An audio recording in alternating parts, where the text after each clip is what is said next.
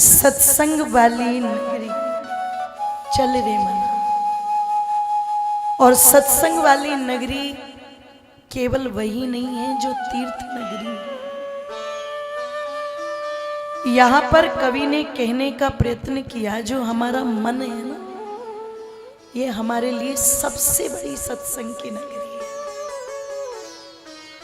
क्योंकि हम जानते हैं सत्य क्या है, और जोर से बोलो असत्य क्या है। ये हमारा मन जानता है, और अगर जानता है तो फिर सीधी सी बात है, सत्य का ग्रहण कर लो, असत्य का त्याग कर दो। यही विवेक उत्पन्न करता है। ये सत्य, ये सत्य। और जिनके विवेक उत्पन्न होते हैं ना माताओं, वही परोपकार के मार्ग पर चल देते हैं। इतने परोपकार के मार्ग पर चल देते हैं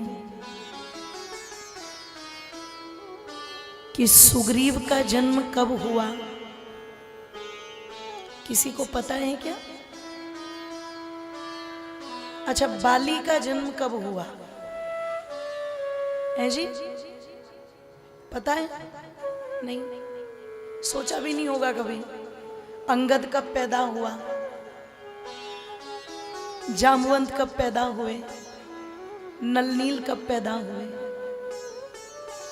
राम जी की सेना में बाली को छोड़ के बाकी तो सब थे। लेकिन आज हनुमान जयंती है। बोलिए बजरंग बली हनुमान जी महाराज की जय हो। इस हनुमान जयंती की भी आपको बहुत बहुत शुभकामनाएं। ओ मेरी मातों बंधुओं, जरा विचार कीजिएगा, चिंतन कीजिएगा।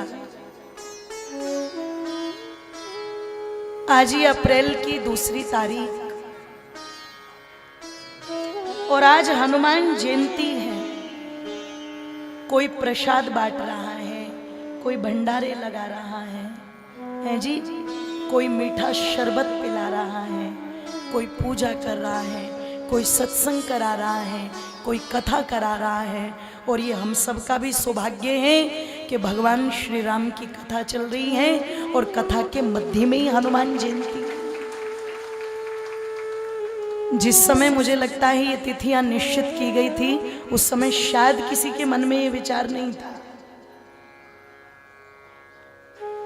अब रामचंद्र जी की सेना में तो पूरी किष्किंधा थी, लेकिन जयंती किसकी मनाई जा रही है? जोर से बोल दीजिए, क्यों मनाई जा रही है? क्यों मनाई जा रही है? सुग्रीव ने साथ दिया तो कुछ स्वार्थ था, अंगद जी ने भी साथ दिया तो उसका भी कारण आता है कि अगर मैं युवराज हूं तो सुग्रीव के कारण नहीं, मैं रामचंद्र जी के कारण से युवराज हूं, इसलिए मैं रामचंद्र जी के साथ हूं।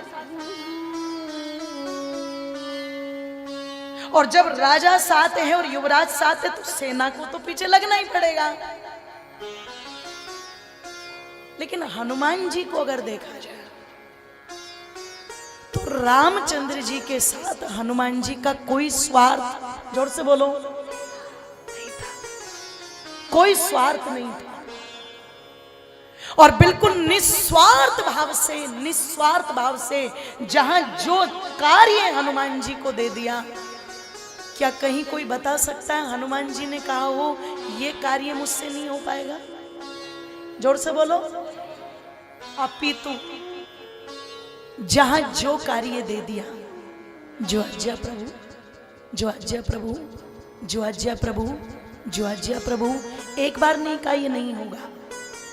इसलिए आज भी जब कोई संगठन में, समाज में बहुत अच्छे से काम करता है और कभी किसी काम को मना नहीं करता, तो जानते हो उसको परिचय क्या कह करके दिया जाता है? ये नहीं कहा जाता ये हमारे भरत जी है, ये नहीं कहा जाता ये हमारे लक्ष्मण जी है, ये नहीं कहा जाता ये हमारे राम जी है। क्या कहा जाता है? ये हमारे इसलिए बहुतों की बहुत उपाधियां हैं, पर हनुमान जी की एक उपाधि है संकट मोचन।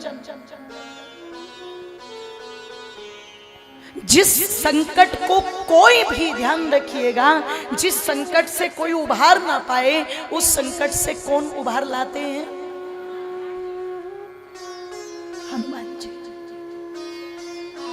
इसीलिए कहा जाता है, जय हनुमान ज्ञान गुण सागर, जय कपीति लोक उजागर, राम दूत अतुलित बल धामा, अंजनी पुत्र पवन सुत नाम।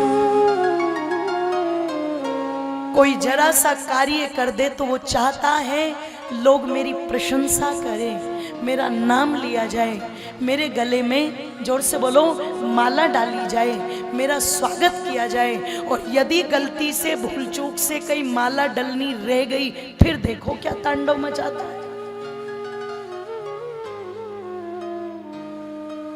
ओ मेरी माता बंधुओं, पर जरा विचार करना, हनुमान जी को फूलों की माला नहीं,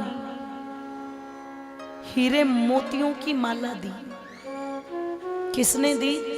सीता जी ने। राम जी ने नहीं दिया, सीता जी ने दी। और ऐसा इतिहास के पन्नों में आता है, उस माला को तोड़ करके उसके एक एक हीरे को, एक एक मोती को हनुमान जी धरती पर बिखराते जा रहे हैं।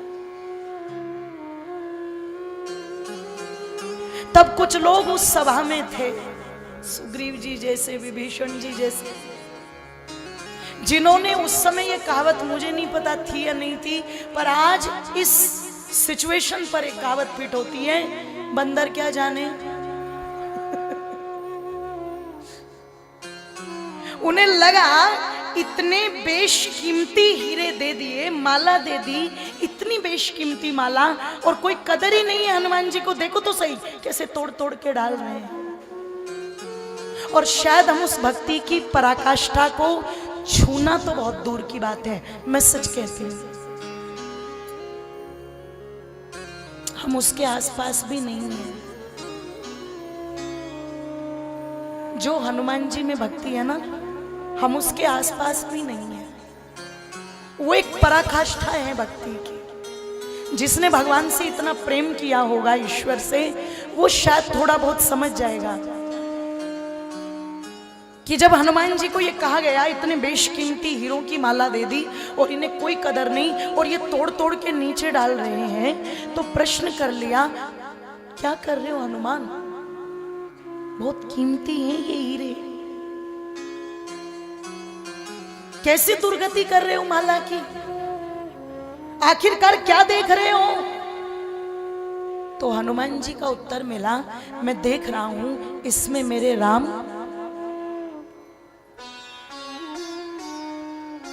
अभी से अगर आध्यात्मिक दृष्टि से आप देखोगे ना, तो नचिकेता का संवाद आता है यमाचार्य के साथ। यमाचार्य नचिकेता से कह रहे हैं, जो एक बालक है, तुम धन ले लो, भूमि ले लो, जो बेशकीमती चीजें चाहे वो ले लो। तो नचिकेता ने एक प्रश्न किया वहां पर, क्या ये सदा रहेंगी? बोले नहीं। क्या ये मुझे ईश्वर से मिला देंगी? बोले नहीं। कि जब ये मुझे ईश्वर से नहीं मिला सकती, मेरे साथ सदा नहीं रह सकती, तो मैं इन्हें क्यों लूं? वही स्थिति कुछ यहाँ है। हनुमान जी कहते, इसमें मेरे राम तो नहीं है ना। अब ये जो विदाई समारोह चल रहा है, तुम्हें जो मिला तुमने ले लिया, तुम भी चले जाओगे, विभीषण लंका चला जाएगा, सुग्रीव किष्किंधा चला जाएगा, पर मैं अपने राम से दूर कैसे चला जाऊं?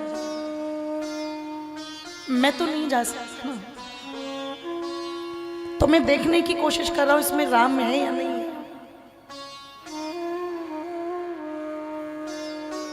ओ मेरी माताओं बंधुओं, इतना समर्पण जिन हनुमान जी का रहा हो,